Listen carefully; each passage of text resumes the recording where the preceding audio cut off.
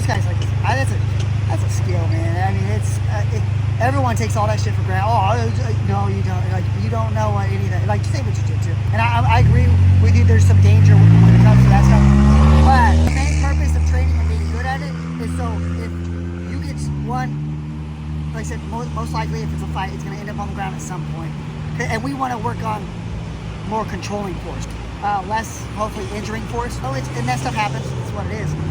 Injuring force is going to always be a factor, even on jiu-jitsu, especially if it's a street fight, right? Because there ain't no ref tapping you. You're going to judge it based on the situation.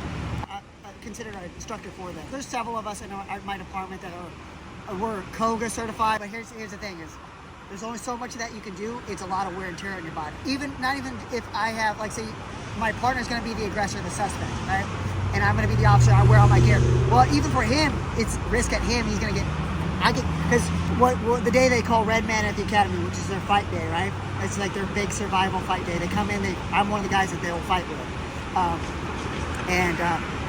I get beat up, like, and I'm on the other side. I'm just wearing, kind of essentially fight gear, headgear on and whatnot. But their belts, they tear me up, and it's like the same on them as well. They're risking injuries when we try to avoid as much as possible, because you injure yourself there, then you ain't gonna come out here and work. We don't have a lot of people working right now. We don't have a lot of people applying right now, and that's every department I think is having that issue. So it's scary times when numbers are not what we want them to be, and we want more and more. We want people that are capable of and are of the right mindset, especially Bakersfield. If you live in Bakersfield, you know the city. It's a scary city. It's a dangerous city. It can be very nasty. It's just what it is. Like, so this situation could have been nastier, but he's super cool and very compliant, and he listened to everything. And I always thank these guys when they do, because, well, that's one less fight my people have to be in, or I have to be in, and that's less wear and tear on me. I work with the academy, and I work in inter-department training when it comes to use of force training, and when it comes to if you wanted to do it, that's all something you'd have to reach out to our training department and speak with the sergeants in charge of that, the lieutenants in charge of that, and go over that. I don't mind anyone coming in there, because I've been there many times, and I've done lots of training with LA. Most of us will talk to you if we have a moment. Not all the time we have a moment. A lot of frustration as far as we're dealing with whatever we got going on. So it's just one of those things where hey, just back off for now, and we talk to you, and then we end up leaving because we're pending more calls and shit's happening. And I'm not trying to completely cut you off, but what I would I challenge you to go out and ask them, right, and talk to them about, hey, what you can do as far as involvement, and come in and speak with us. Or I honestly, have you done ride-alongs? Reach out to do that stuff. Why not? You're not gonna be able to film all that, but it gives you more perspective, right? Perspective is a good thing. You'd have to, like, that would be something you definitely have to. If it was just a plain ride along, but if it's press related, so if you have a press card, if you have all that stuff, I'd reach out and try. Perspective's a good thing for everybody, and that's not just I have to have perspective of other communities, but other departments would call that a corporal, because that's how the structures came apart. Like, that's how they started developing the structures, because you got to think of, like, training and mindset and all that stuff is similar when it comes to some of that fashion, because we all have to be on this program essentially, but we're not robots. I am my own person. He is his own person. They are their own people. You don't want one, and you wouldn't want that. I don't think so. At least if I was not even a police officer and I was just working out there, I wouldn't want all the cops to act the same. I wouldn't want them to all be on the exact same page. I want, like, to have everyone's perspective, because I have a different perspective just because of how I grew up. He has a different, like, we all have a little bit, and we all work together in that sense, like, and especially when it comes to skill sets, because of how I am. I lean towards, I like doing this stuff more, right? Like I said, he knows that if it has to do with use of force and stuff like that, like he as my sergeant, he turns to me right away. He goes right to me and asks my opinion on it, and goes, just like if it's sex crimes and other stuff like that, because of his background in the detective field, I'll turn to him right away. Because he's probably going to have a little bit of a different mindset and different perspective than I would working that same investigation. So we all have to pick each other. I understand what you're saying. Like, it comes off as very militaristic. It is different. But yes, like, programming people and getting them in the right mindset, and academies from military, like, there's a reason for that programming, right? And a lot of it's stress-induced programming, because this job, it's really stressful, right? Especially in our city when you're dealing with, you're gonna go to calls where, unfortunately, there's gonna be dead children. Unfortunately, there's gonna be dead babies, or you're gonna have to work on those children with babies. And I'm gonna tell, I bring that up because that's the thing that bothers me the most. And if you're talking about stressful, and then here's the thing, we're gonna deal with that situation, and then go deal with another one, a different, and then there's situations. It's Bakersfield once again. I'm gonna probably have this out. Maybe not pull it down, but I'll have it out because of what I'm being told. Until I find out the rest of the information, it's gonna be out, and it's just. I mean, you don't think my heart rate, all like so.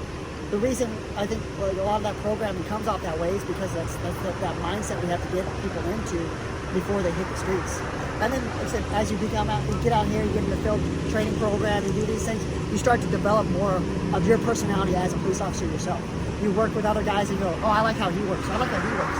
Oh, I like how his tactics are. I like how that, like, and you start to become your own officer. Like I said, everyone's a little different. I personally think that's a good thing, which I would say that definitely separates us a lot from the military, where that's program, and you stay in that program.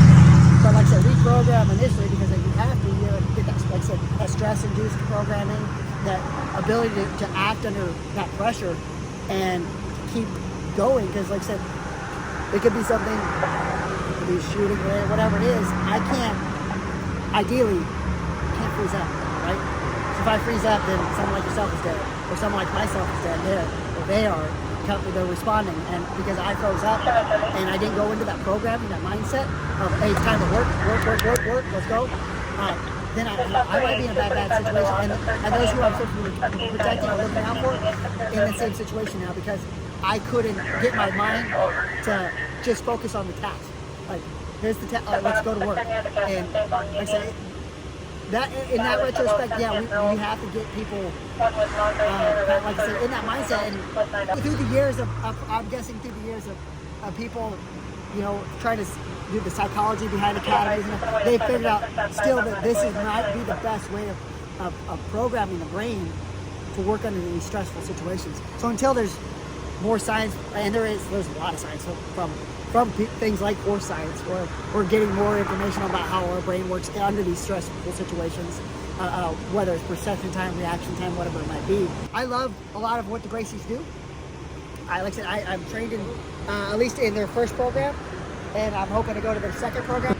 And once I, and just get better and better at it. And then, like I said, I even going to theirs, I don't take everything as this is solid gold. I take it as, okay, this is stuff I can use, stuff I should be thinking about using, and let's see how I can implement it with my guys here and my team here, and then we give it out to the department with what we think is probably going to work best for control.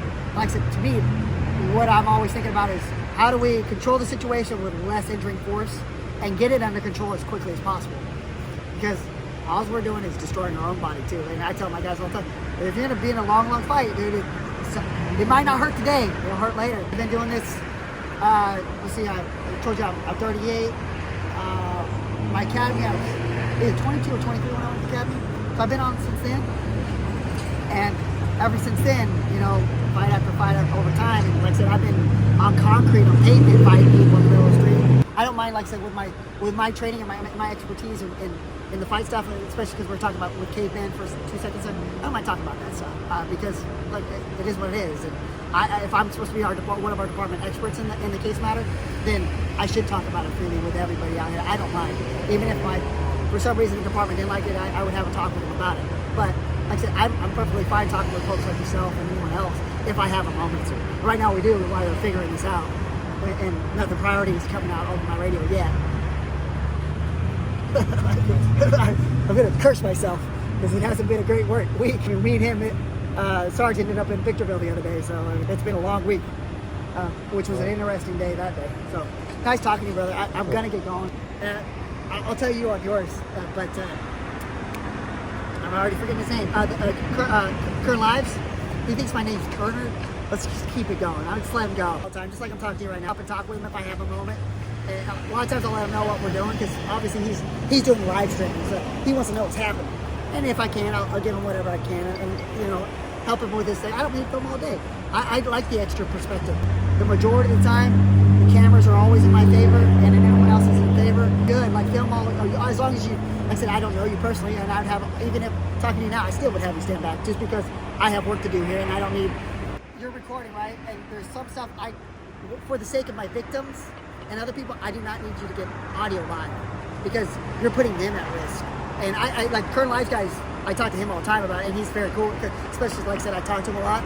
So when he sees me come up and ask these things, and I know he's doing that for me, because he knows that I'll help him with info, and I'll help him out with stuff. And like I said, it's more of a respect and understanding. And like a lot of times we're just looking out for, we're gonna get out of here. Yeah, we're just looking out for other kids. A lot of times I'm like, dude, I can't have this on camera because you're gonna screw someone else over. Or if they're IDing someone and you're gonna show them IDing someone, the whole purpose of them sitting and hiding in my car is so no one sees them. And like they're not gonna, maybe they might not ID because they see you filming. They're gonna, I don't want to say anything.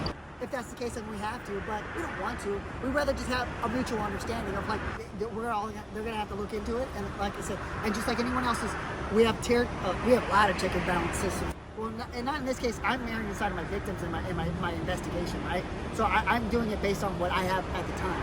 So, and that's why it's not clear, because if you set it in stone, it might not work for certain investigations. Because certain investigations end up stretching like blocks down the road, and so if it says only this, like, it won't work out that well. And especially if I like, look, you know, just like I know, there are certain mics and systems that can pick up a lot of stuff. And so if I don't put you, even if you zoom in on iPhones, you know that when you zoom in, it starts to pick up the audio you're zooming in on. And then like a lot of times, just with the spirit of law, right? You know that you know all that. Right? Well, spirit of law is what I try to make sure, unless the law says shall, right? Shall, being that I must. If it doesn't say shall in there, and it gives me that wiggle room, sometimes I want me and my people to work with that discretion, because for the majority of the time, that discretion's a benefit of the people, the victims, or even possibly my suspect, that I'm like, okay, he doesn't need to go to, like, this doesn't all, like how do we make this better for everyone in this situation, and maybe not take him to jail, maybe figure out a different plan for this person, because not everyone needs to, like, I don't believe in that. I believe that was put there for a reason, and I like to make sure we go into that reason as much as possible, because like that's me telling you earlier that you don't want everyone, if we're all robots and we're all programmed the same and we're all the same, then letter of the law would be it. So that would be the only thing we'd do, right? We'd always go by the letter of the law. We'd always say that's exactly what it says, that's what we're doing. And that I don't think would be good, because if you're a robot, you're gonna always do the same thing over. You're saying the spirit of law live the favoritism. We're not buddies with everybody out here, you know. Like the like, and if you're involved in a case that you know people, you're gonna tell one, like probably me, come to me, and go, hey, I can't be here, because it could look real bad for you. Understandably so. So you're gonna find me or someone else, and I'm gonna send you away. Say, okay, yeah, you get out of here. You're not involved. I'll put that you were here, but I'll put that you told me, and that's how I kicked you loose. I'll get another body, or I'll handle it, because I don't want that to look that way. I don't want it to look like I don't want this poor discord between me and people.